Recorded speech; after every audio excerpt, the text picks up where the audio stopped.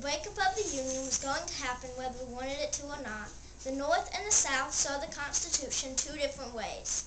There were many economic, social, and political differences between them. The South relied on crops as opposed to the North, which had many factories.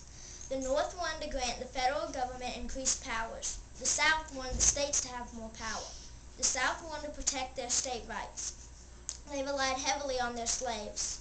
Many northern states were not backing up the southern state laws. The South felt like their way of life was being threatened.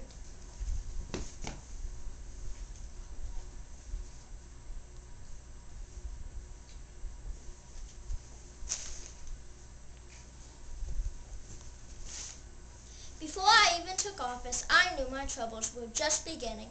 In December of 1860, South Carolina became the first state to leave the Union.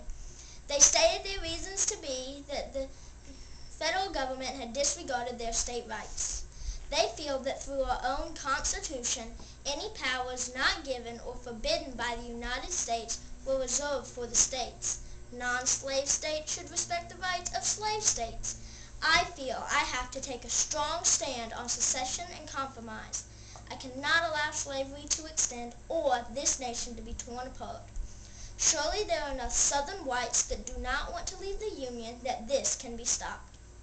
We have more soldiers, factories, and money. Surely the South does not believe they could win a battle against the North.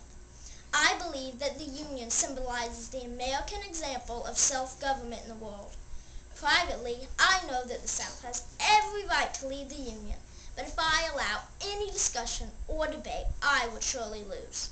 Publicly, I cannot allow it. I do not want this Union to separate and become weak.